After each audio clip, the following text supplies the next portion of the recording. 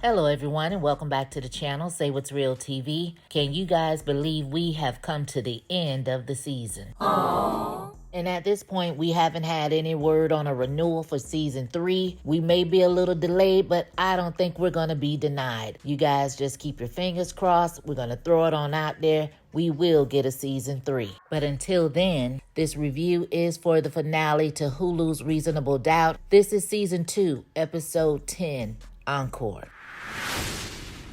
So we open up the episode exactly where we left off, with Jax going to Chanel, letting her know she knows who unalived JT. But of course, Chanel is still screaming that it was her. We then go back to the flashback of the day in question when the incident happened. Now, mind you, there is a trigger warning on this episode. We see Chanel on the phone with Sally. She hangs up when JT comes in. So the two of them, they get into it. They go back and forth. She tells him she's going to take the girls, and that's when he gets extremely violent. When he gets to choking her out to the point where she almost can't breathe. She's almost out of here. That's when we finally see who hits JT over the back of the head, and it's Natasha. And now, of course, she's in panic mode because she just hit her dad over the head. Chanel, she instantly snaps into mommy mode to go and try to calm Natasha down. She gets her to pull out her inhaler. I guess she has asthma. And she basically tells her what the plan is going to be. You were never here. You were in your dorm room. She sends Natasha upstairs to change her clothes. She takes the trophy from her. When Natasha comes back down, she goes over and over with her and makes her repeat it again. You were never here. You were in your dorm room. Natasha is worried about Chanel. Chanel lets her know, I will be okay. So when Natasha leaves, we see JT crawling, asking for help. Now, the first flashback we saw, he was still cursing at her like, call for effing help, Chanel. Now, this flashback, he's just extremely nice, talking about, baby, baby, please call for help. Now, at first, Chanel, she considered it, and she put the phone in her back pocket and watched him take his last breath as he says, I'm sorry. She says, yeah, me too. Now, part of my prediction, which did not happen, I thought we were going to get this plot twist to where Chanel will go into one of her many personalities that she has displayed throughout this season and just start bashing him over the back of the head, getting her lick back for all the pain and trauma that he's caused her over the years until she takes him out. But it was just all so simple. It was only one hit from Natasha. But anyway, so Chanel, she runs upstairs. She's in panic mode. She can't believe what just happened. And we see all these different flashbacks going through her head, her seeing Natasha hitting him, and I guess coming up with a plan to tell the authorities that she was the one that hit him over the back of the head. So she then goes and takes a shower, which makes absolutely no sense to me. But then she's getting ready to put Natasha's clothes in the washer, and she changes her mind and she puts on what Natasha had on because it had the blood splatter on it. So she goes back downstairs, turns JT's body over looking for a pulse, and that's when we see her call Jax and lets her know she just unalived JT. So it's the day of the closing arguments, and we see Jax in court, and she's contemplating what happened the day before, where she went to the team and she let them know that Natasha was the one who actually unalived JT, and she figured it out by Chanel saying she didn't know how she was going to tell her instead of both of the girls. So they're saying that had it been Jordan, it would have been like cut and dry because she's underage, but Natasha is 18 or older. She can be charged as an adult.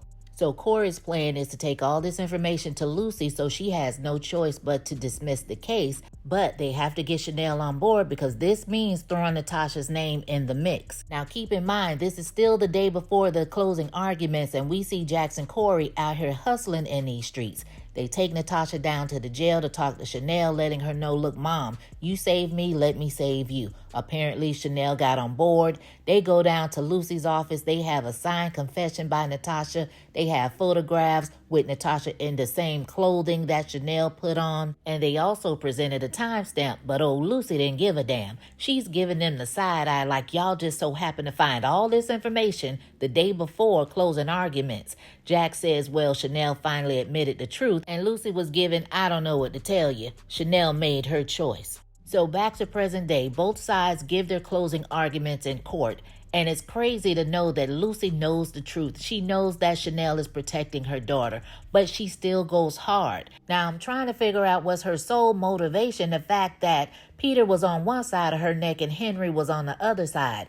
Was it all about keeping her job so she can keep custody of her child? But at the same time, you're suffering in silence the same way Chanel was. So why would you punish her? Why not take this information to Henry or the judge or somebody else so that the case can get dismissed or looked at or whatever? But at this point, it is what it is. The jurors, they go into deliberation. And we see a stressed out Jax outside smoking a cigarette as usual when Corey comes out there pulling out a Black and Mild. So she's telling him that, Spencer started vaping, so you would think that that would stop her from smoking. And he told her, you stop when you want to stop. She says it depends on the day. He says, or the night. And I felt like low-key Corey was trying to tell her, you have the willpower to stop when you want to, because all this sexy chocolate I got up in here, and you stopped yourself from hunching me in that office that night. And baby, I still don't know how Jax did it. So anyway, she reaches for the Black and Mild, and he says, all right now, once you go black. And they laugh and have this little moment where they're looking at each other. And I'm like, their chemistry is amazing. So they start talking about regrets. And she asked him if they don't win the case, will he regret it? And his whole message was that regrets keep you in the past. And until you lift that burden up off your shoulders and get that weight up off you, you'll never get better. And to answer the question, he told her that he would not have any regrets if they lose the case. So Jax, she gets this text message and she's like, I gotta go. He says, well, what, you got dinner with the family? She says, no, my husband's baby is being born. Corey had done thought about it and looked back at Jax like, what the hell? So we go over there to the hospital. We see Jax and Lewis sitting there and she's like, look, it just hit me. Things are getting real. We got to tell the kids. Lewis says, let's wait till the baby comes home. Once again, trying to avoid conflict. So the doctor, he comes out, he talks to them and lets them know that the baby is in stable condition, but at 29 weeks, he will have to remain in the hospital until he reaches full term. And in hearing this is probably right up Lewis's alley because this gives him more time before he has to tell the kids the truth about this baby. So Lewis wanted to know, can him and Jax go back to see the baby? And the doctor let him know that in the NICU unit, only 2 visitors are allowed and the mother is already back there. Jax, she understood and told him she'll be out there waiting. So while the jury is in deliberation, we go through a montage of the days. We see Lewis bonding with his newborn baby with Tony, and she's so happy. She's over there taking pictures of the father and son together, while we see Jax going over there to visit Mama Lou. And by the way, they're still outside. But anyway, Mama Lou seems to think that it's funny that Lewis has a side baby. And I'm like, in what world is it ever funny for a married man to have a side baby? But see, she puts Lewis on this pedestal to where he can do no wrong in her eyes. So she don't think nothing of it. It doesn't bother Mama Lou. And although I'm not surprised by her response, I still don't like it. But the both of them, they do laugh about it. And Mama Lou tells her that her and Lewis will get through it because they've been through worse. And I'm wondering if the worst is the whole Damon situation. But Jax, she was appreciative of what her mama told her. So we find out that the jury has reached a verdict. We get back in the courtroom. The clerk, she reads it off. In the case of first-degree unaliving, she is found not guilty. In the case of voluntary manslaughter, she is found guilty. Chanel is like, what does that even mean? Everybody in there is in disbelief. All of her friends, her family. Jax is damn near having a panic attack. Corey is speechless. So they haul Chanel off to jail, and she looks back at Jax, and Jax couldn't see nothing but Damon's face, leaving, being hauled off in handcuffs because she lost his case as well. Both she cared about, both believing that she would be able to get them off, and she didn't. So we see Jax in a conference room. She is in her feelings. She is highly emotional, distraught over the verdict. So Corey comes in. He's trying to talk to her, attempting to try to comfort her when Lewis walks in, and she runs over to Lewis and jumps in his arms crying, and leaving Corey standing over there like, ain't that about to be? She must really love this ninja. And I think in that moment, Corey realized nothing would ever be popping off between him and Jax. But then you had Lewis standing over there looking just like Marceau Scott, giving Corey the evil eye like, you won't be hugging up on my wife today. So later on, Jax, she goes in to see Lucy, and Lucy in there feeling herself, acting all smug, getting smart, asking Jax if she come in there looking for a new job, telling her the boys at the firm probably not too happy with her, and Jax had to let her know, I don't seek validation from a man to know my worth. She tried to put up a front like she agreed, and Jax was like, is that before or after Peter put his hands on you? So now she's shaking in her boots and want to get up to close the door, asking Jax how does she know about that, and Jax realizes that she is still scared of Peter. So Jax pretty much put it out there that she did some digging, found out what happened between the two of them 12 years ago, and how Lucy had the means and the privilege to get away from somebody that tried to unalive her, but she can stand in front of the courtroom and paint Chanel out to be this gold-digging unaliver. So Lucy fixes her mouth to say that her and Chanel are not alike, and Jax has to let her know, you're right. You got lucky while Chanel has her freedom taken away and going to prison because of you. So Jax, she brings up Peter again and telling her that her life could be in jeopardy as well. Doesn't that make her want to unalive him? And Lucy says, look, the jury made their decision. What is it that you want me to do? Jax tells her, go to the judge and try to get a lighter sentence. So Lucy claims she can't do that because she would lose her job and her child, and she doesn't have a choice. Now, one thing I like about Jax, she's going to remember what you said and find the right time to throw it right back at your behind. And she tells Lucy, I thought we all had choices, remembering what she said about Chanel. And Jax told her, at the end of the day, you're going to do what the F you want to do, but you can't be the victor and the victim, knowing that's what you people like to do. Again, throwing that comment back in Lucy's face because she tried it when she first met Jax. And topped it off with the rest of us don't have the benefit of such privilege. Catch. And I'm like, that's right, get her, Jax. Then she's sitting up there looking like she done lost her best friend. Like, girl, get out of our face. So later on that night, we see Jax making it home, and she gets this text message from Lewis saying that he's going to stay to the hospital a little later. And in that message, we learn that they named the baby Jaden. So Jax, she sits on the curb smoking a cigarette, just going through the motions when she is visited by the ghost of Damon. And he's letting her know that it's not her fault. Jax is blaming herself for Lewis going out and getting Tony pregnant. And Damon tells her he's not talking about that. So Jax admits that everything that happened with Damon was her fault. She made a mistake, and he wanted to know, was the breakup a mistake? And she said, no, it wasn't, but it should have never got to that point. Now here she is with a husband with a side baby, and she feels like this is her karma for hurting Damon. And Damon tells her he was hurt long before she came along. So he gave her some things to think about, letting her know that everything may not always be about her. Lewis may have his own triggers, even Tony. People are out here trying to figure out their own ish,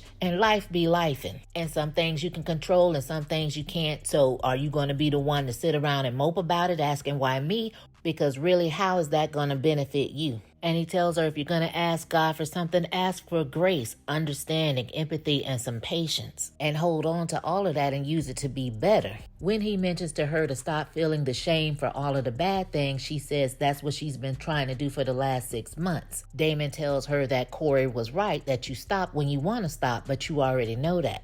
She agrees that she knows, but it is good to be reminded, especially coming from him. He tells her, you don't need me anymore, Fairfax. But you already know that, and he disappears, basically giving her closure to move on. Now, this is just a little side note. Was I the only one that thought Michael Ealy was looking a little funny in the face? Like, he was looking a little different. It was giving a little AI-ish to me.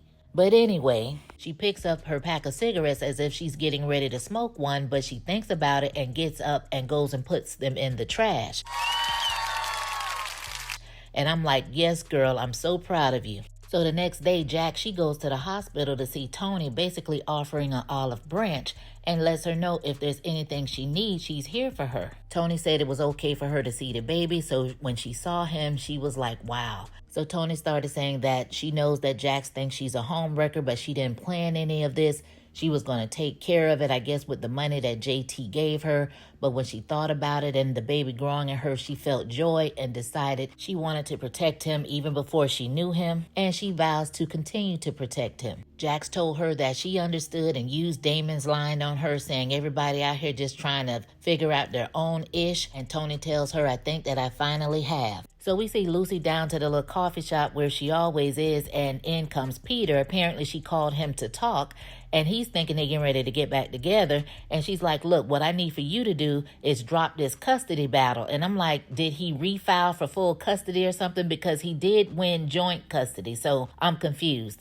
but she's telling him he needs to go back to Vegas where he belongs. And he was like, oh, so you think you better than me? You done got your little mommy makeover and all of that, but you still that B that nobody cares about. She's trying to channel her inner Chanel, and he's trying to channel JT with that, oh, I should have did it when I had the chance back in Vegas. So she keeps looking around all suspicious. So he says, are you recording me? And he grabs her phone, and the next thing you know, he has her pent all up with her head bashed into the table while everybody's looking, and then the police come in. So he's cursing, acting all out of control. The officers are trying to calm him down. He's yelling at her, talking about, you set me up. And she says, no, you just happened to attack me when Officer Davis came in for his daily coffee. And I'm like, girl, why you had to tell him all of that? So Lucy let it be known to the officers that John was out on parole and that they needed to contact his parole officer.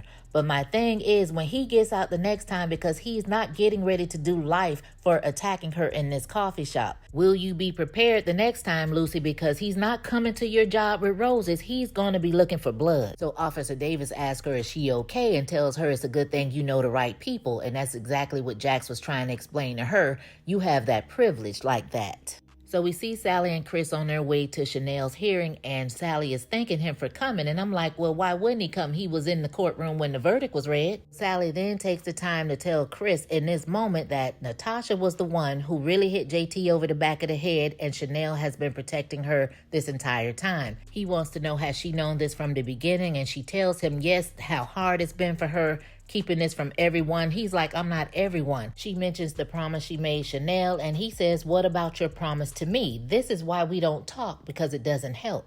And with the suggestions from Lewis and Jax, they both agreed to go to couples therapy. No mention of the house, and I'm trying to figure out, when did Sally find out that JT was unalive? Like, why didn't we see that in the flashback? Because you've been going all this time and you had absolutely nothing to do with anything. So I'm confused with that. You did all this for what? So we get in the courtroom, and Henry, he gets up there talking about they're looking to get the max sentence, and that's 11 years. Mind you, the plea deal was 10 years, so it's a good thing she didn't take any of that bullish. Jack stands before the court as Chanel's friend and gives some inspiring words, saying that she is selfless and she should be released from her suffering and free. So the judge asks Lucy, did she have anything to add? And she said she would leave it up to the court's discretion. So the judge hands down 5 years felony probation, 1 year of psychological counseling, and 52 community service hours to a charity of Chanel's choice. And basically, Chanel is free with some restrictions, but she can go be with her daughters and her friends and family. Baby, when I tell you that Henry was hot, that Mavis was hot, she snatched them girls up talking about, we're leaving.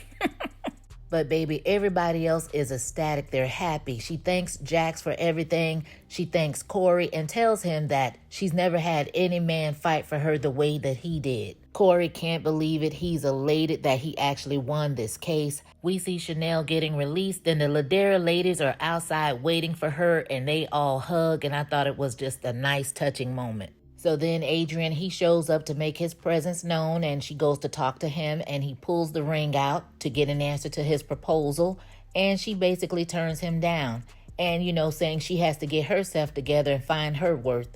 And I'm glad she stood on business. But Adrian, he did understand. And you could tell they still have feelings for each other and they care for one another. And maybe later on they will get together. But I was glad she was ready to put herself first and heal before rushing into another relationship. So we head over there to Lewis's job, and the launch has finally happened. Apparently it was a success. And we're able to find out who Lena is. And he's throwing it out there that she may need a promotion. And whoever this guy is that Lewis is talking to is suggesting that she's not the only one that needs a promotion. When Lewis, he gets a phone call, it's Tony from the hospital. So we get a scene with Lucy and her son John, and her explaining to him why his dad got arrested and the things that he's done in the past. And John automatically understood, and as they're hugging, he tells her we never have to see him ever again. Jax has just finished hanging with the ladies, and she's getting in her car, and she listens to this voice message from Lewis saying that him and Tony lost the baby. So Lewis, he comes home, and Jax, she's there to console him, comfort him, support him,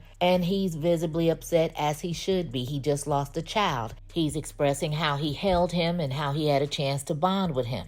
Anybody losing a child will feel some kind of way regardless. But at the same time, he's also expressing that he feels a little relieved. He didn't come out and say it all the way, but Jax understood and she knew what he meant and wanted to know, was it effed up? And she understood because, of course, quiet as it's kept, she feels the same exact way. So Sally and Autumn, they take Chanel home and they're greeted by the girls and Mavis. And Chanel thanks her for taking care of the girls while she was gone. And of course, Mavis, with that little nasty attitude, tells her, no matter what you did, they're still my grandkids. And we are still family. And Chanel had to let her know, yes, they are your grandkids, but we are not family. Now, I can have arrangement made for them to be brought to your house, but until then, stay the F out of mine. I know that's right. So Mavis, she tucked her tail and she left without saying anything. And I'm like, well, what happened to the big bad wolf Mavis that ran into the DA's office talking cash noise to Henry like she was the mayor of the city? What happened to the Mavis that pulled up on Ebony in the dark, threatening her to expose all of her deep, dark secrets, which we still don't know what they are, by the way. And I still want to know. But anyway, what happened to that Mavis? Now we're getting this meek and mild Mavis that don't have nothing to say? Come on now. She better be real glad Chanel is on probation and don't let that aggressive side come up out of her and whip her up real quick. So Louis goes over to Tony's house, not really knowing what to say to her, but he brings her some flowers as condolences for their child. And she's a little upbeat to have just lost her child, and she's telling him that she's preparing for Jaden's homegoing and that the social worker at the hospital said that it helps couples or whatever find closure. And he's like, homegoing, do you mean like funeral? She was like, yeah, she was up all night. She ran across the picture of him holding Jaden, and she thought that would be perfect to put on the obituary. When she shows him the picture, all of a sudden, he can't do it. He says he can't see his son in a casket. And even with me saying that Tony seems a bit upbeat, I know that everybody grieves differently and they find different ways to cope with grief. But I'm wondering with Louis, if this was Spencer, would he feel the same way? So Tony, she gets upset and she tells Louis, look, I told you from the beginning I didn't need you. But you and Jax, you pushed and pushed and pushed. And she basically just kicked him out of her house. So we see Corey and the DV advocate Brandy Michaels having drinks, and she's willing to help him get clemency for Isabella. So the two of them, they bond a little bit. They laugh and talk over drinks and possibly set up a potential date. So over there at the Performing Arts School, Spencer is getting his Chris Brown on and he's putting on a show. His mom and dad, they are happy, they're excited. Naima, not so much. She's still feeling left out because Spencer is getting all the attention. When the show is over, he thanks them for coming to support him and he introduces his family to Aisha, his girlfriend. So this A&R rep comes up, tells Spencer he's very talented and that she would love for him to come in and talk to the head of development